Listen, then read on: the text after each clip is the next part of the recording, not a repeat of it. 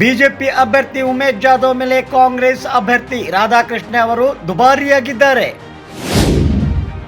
ರಾಧಾಕೃಷ್ಣ ಅವರು ತಮ್ಮ ಸರಳ ಸ್ವಭಾವ, ಸೌಹಾರ್ದ ಸ್ವಭಾವದಿಂದ ಜನರಲ್ಲಿ ಜನಪ್ರಿಯತೆ ಗಳಿಸುತ್ತಿದ್ದಾರೆ. ರಾಧಾಕೃಷ್ಣ ಅವರು ಸಮಾಜದ ಎಲ್ಲ ವರ್ಗಗಳಲ್ಲಿ, ಎಲ್ಲ ಸಮುದಾಯಗಳಲ್ಲಿ ಸ್ವೀಕಾರಾರ್ಹ ನಾಯಕರಾಗಿದ್ದಾರೆ.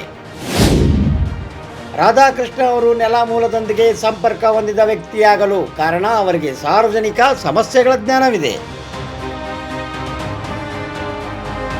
ಕಾಂಗ್ರೆಸ್ ಈ ಬಾರಿ ಗುಲ್ಬರ್ಗಾ ಲೋಕಸಭಾ ಕ್ಷೇತ್ರದಿಂದ ರಾಧಾಕೃಷ್ಣ ದೊಡ್ಮನಿ ಅವರನ್ನು ಕಣಕ್ಕಿಳಿಸಿದೆ. ಅಂದಹಾಗೆ ರಾಧಾಕೃಷ್ಣ ಅವರ ಚುನಾವಣಾ ರಾಜಕೀಯಕ್ಕೆ ಇದು ಮೊದಲ ಪ್ರವೇಶವಾಗಿದೆ. ಆದರೆ ಅವರು ರಾಜಕೀಯದಲ್ಲಿ 40 ವರ್ಷಗಳ ವ್ಯಾಪಕ ಪ್ರಾಯೋಗಿಕ ಅನುಭವವನ್ನು ಹೊಂದಿದ್ದಾರೆ.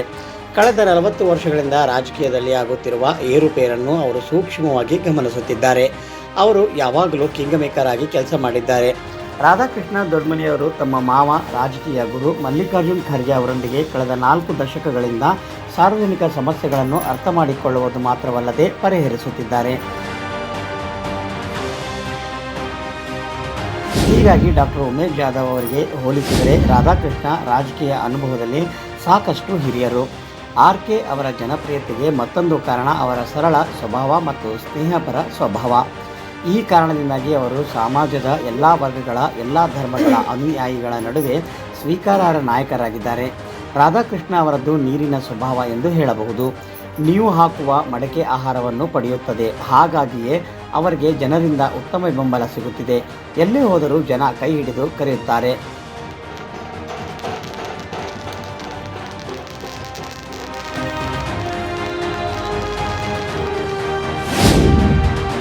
ರಾಧಾಕೃಷ್ಣ ಒಬ್ಬ ಅತ್ಯುತ್ತಮ ರಾಜಕೀಯ ತಂತ್ರಜ್ಞ ಮತ್ತು ಅತ್ಯುತ್ತಮ ಆಡಳಿತಗಾರ. ಹೆಸರು ಮತ್ತು ಖ್ಯಾತಿಯಿಂದ ದೂರುಳಿಯುವುದು ತೆರೆಮರೆಯಲ್ಲೇ ಇದ್ದು ಕೆಲಸ ಮಾಡುವುದನ್ನು ಅವರು ರೂಢಿಸಿಕೊಂಡು ಬಂದಿದ್ದಾರೆ. ಆರ್.ಕೆ. ಹೆಸರಲ್ಲಿ ನಂಬಿಕೆ ಇಲ್ಲ, ಕೆಲಸದಲ್ಲಿ ಮಾತ್ರ ನಂಬಿಕೆ. ಗುಲ್ಬರ್ಗ ಜಿಲ್ಲೆಯ ಹಲವಾರು ಅಭಿವೃದ್ಧಿ ಕಾರ್ಯಗಳ ಹಿಂದೆ ರಾಧಾಕೃಷ್ಣ ಅವರ ಪರಿಪಕ್ವ ಜ್ಞಾನ ಕೆಲಸ ಮಾಡಿದೆ. ಎಲ್ಲರಿಗೂ ಗೊತ್ತಿರುವ ಹಾಗೆ ಎಐಸಿಸಿ ಅಧ್ಯಕ್ಷ ಡಾಕ್ಟರ್ ಮಲ್ಲಿಕಾರ್ಜುನ್ ಖರ್ಗೆ ಅವರು ಕಳೆದ 50 ವರ್ಷಗಳಿಂದ ಬಿಡುವಿಲ್ಲದ ಅನುಭವಿ ರಾಜಕಾರಣಿ. ಇಂತಹ ಪರಿಸ್ಥಿತಿಯಲ್ಲಿ ರಾಧಾಕೃಷ್ಣ ಅವರು ಕಳೆದ 40 ವರ್ಷಗಳಿಂದ ಡಾಕ್ಟರ್ ಖರ್ಗೆ ಅವರ ಬಲಗೈಯಂತೆ ಕೆಲಸ ಮಾಡುತ್ತಿದ್ದಾರೆ. ಡಾಕ್ಟರ್ ಖರ್ಗೆ ಮತ್ತು ರಾಧಾಕೃಷ್ಣ ಇಬ್ಬರ ಹೆಸರು ಬೇರೆ ಆದರೆ ನೋಡಿದರೆ ಇಬ್ಬರು ನಾಯಕರ ಮನಸ್ಸು ಯಾವುದಕ್ಕೂ ಒಂದೇ ಯೋಚನೆ. ಅಭಿವೃದ್ಧಿ ವಿಚಾರದಲ್ಲಿ ಖರ್ಗೆ ಮತ್ತು ರಾಧಾಕೃಷ್ಣ ಅವರದ್ದು ಒಂದೇ ಅಭಿಪ್ರಾಯ. ಒಬ್ಬ ರಾಜಕಾರಣಿ ಮಾತ್ರ ರಾಜಕೀಯದಲ್ಲಿ ಯಶಸ್ವಿಯಾಗಲು ಸಾಧ್ಯ. ಉತ್ತಮ ಸಲಹೆಗಾರರನ್ನು ಹೊಂದಿರುವ, ಸರಿಯಾದ ಸಮಯದಲ್ಲಿ ಸರಿಯಾದ ಸಲಹೆಯನ್ನು ನೀಡಬಲ್ಲ. ಹೀಗೆ ಹೇಳುವುದಾದರೆ ಖರ್ಗೆ ಸಾಹೇಬರ ಈ ಸುದೀರ್ಘ ಯಶಸ್ವಿ ರಾಜಕೀಯ ಪಯಣದ ಹಿಂದೆ ಸ್ವಲ್ಪ ಮಟ್ಟಿಗೆ ರಾಧಾಕೃಷ್ಣ ದೊಡ್ಮನಿಯವರ ಸಹಕಾರ ಇದೆ ಎನ್ನುವುದು ಸುಳ್ಳಲ್ಲ. ಖರ್ಗೆ ಸಾಹೇಬರ ಚುನಾವಣೆಯಾಗಲಿ, ಖರ್ಗೆ ಸಾಹೇಬರ ಅಭಿವೃದ್ಧಿ ಕಾರ್ಯಗಳಾಗಲಿ ಎಲ್ಲೂ ಒಂದೇ ಕಡೆ ರಾಧಾಕೃಷ್ಣ ಮುಂದೆ ಖಂಡಿತ ಇರುತ್ತದೆ.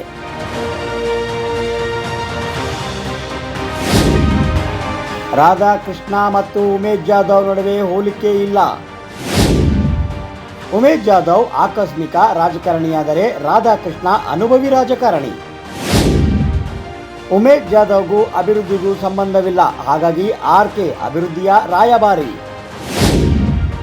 ಜಾಧವ್ ಒಬ್ಬ ಸೊಕ್ಕಿನ ಮತ್ತು ಅಸಭ್ಯ ನಾಯಕನಾಗಿದ್ದರೆ ಆರ್.ಕೆ. ಶಾಂತ ಸರಳ ಮನಸ್ಸಿನ ನಾಯಕ.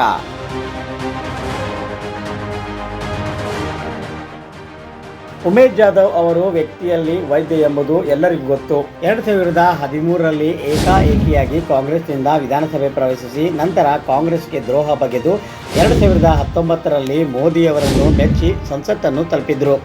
ಇನ್ನೊಂದೆಡೆ ರಾಧಾಕೃಷ್ಣ ಅವರ ಹಿನ್ನೆಲೆಯಲ್ಲಿ ನೋಡಿದರೆ ಸೇನಾ ಮೂಲಕ ಚುನಾವಣಾ ರಾಜಕೀಯಕ್ಕೆ ಬರುತ್ತಿದ್ದಾರೆ. ಉಮೇಶ್ ಜಾಧವ್ ಅವರು ವೃತ್ತಿಯಲ್ಲಿ ವೈದ್ಯ ಎಂಬುದು ಎಲ್ಲರಿಗೂ ಗೊತ್ತು. 2013ರಲ್ಲಿ ಏಕಾಏಕಿಯಾಗಿ ಕಾಂಗ್ರೆಸ್ನಿಂದ ವಿಧಾನಸಭೆ ಪ್ರವೇಶಿಸಿ ನಂತರ ಕಾಂಗ್ರೆಸ್ಗೆ ದ್ರೋಹ ಬಗೆದು 2019ರಲ್ಲಿ ಮೋದಿಯವರನ್ನು ಮೆಚ್ಚಿ ಸಂಸತ್ತನ್ನು ತಲುಪಿದ್ರು. ಇನ್ನೊಂದೆಡೆ ರಾಧಾಕೃಷ್ಣ ಅವರ ಹಿನ್ನೆಲೆ ನೋಡಿದರೆ ಸೇವಾ ಮೂಲಕ ಚುನಾವಣಾ ರಾಜಕೀಯಕ್ಕೆ ಬರುತ್ತಿದ್ದಾರೆ. ಕೆಳಮಟ್ಟದ ಕಾರ್ಯಕರ್ತರಾಗಿ ರಾಧಾಕೃಷ್ಣ ಅವರು ಸಾರ್ವಜನಿಕ ಸಮಸ್ಯೆಗಳು ಮತ್ತು ಅಭಿವೃದ್ಧಿ ಕಾರ್ಯಗಳಲ್ಲಿ ಪಾರಂಗತರಾಗಿದ್ದಾರೆ ಮತ್ತು ಸಮಸ್ಯೆ ಪರಿಹರಿಸುವಲ್ಲಿ ಅನುಭವವನ್ನು ಹೊಂದಿದ್ದಾರೆ. ಇದಕ್ಕೆ ವ್ಯತಿರಿಕ್ತವಾಗಿ ಡಾಕ್ಟರ್ ಉಮೇಶ್ ಜಾಧವ್ ಹೆಲಿಕಾಪ್ಟರ್ ಮೂಲಕ ವಿಧಾನಸಭೆ ತಲುಪಿ ಹೆಲಿಕಾಪ್ಟರ್ ಮೂಲಕ ಸಂಸತ್ ಪ್ರವೇಶಿಸಿದರು. ಇದರಿಂದಾಗಿ ಉಮೇಶ್ ಜಾಧವ್ ಅವರು ಸಾರ್ವಜನಿಕ ಸಮಸ್ಯೆಗಳೊಂದಿಗೆ ಯಾವುದೇ ಸಂಬಂಧವನ್ನು ಹೊಂದಿಲ್ಲ ಅಥವಾ ಊರಿಗೆ ಸರಿಯಾದ ಪರಿಶ್ರಮದ ವ್ಯಾಖ್ಯಾನದ ಬಗ್ಗೆ ತಿಳಿದಿಲ್ಲ. ಇಂತಹ ಪರಿಸ್ಥಿತಿಯಲ್ಲಿ ಈ ಬಾರಿ ಯಾರಿಗೆ ಮತ ಹಾಕಬೇಕೆಂದು ಜನರು ಯೋಚಿಸಿ ನಿರ್ಧರಿಸಬೇಕಾಗಿದೆ. ಡಾಕ್ಟರ್ ಉಮೇಶ್ ಜಾಧವ್ ಹೆಲಿಕಾಪ್ಟರ್ ಅಥವಾ ರಾಧಾಕೃಷ್ಣ ದೊಡ್ಮನಿ ಅವರ ನೆಲ ಮೂಲದೊಂದೇ ಸಂಪರ್ಕದಲ್ಲಿದ್ದಾರೆ. 2024 ಎಲೆಕ್ಷನ್ ನ್ಯೂಸ್ ಕಲಬುರಗಿ.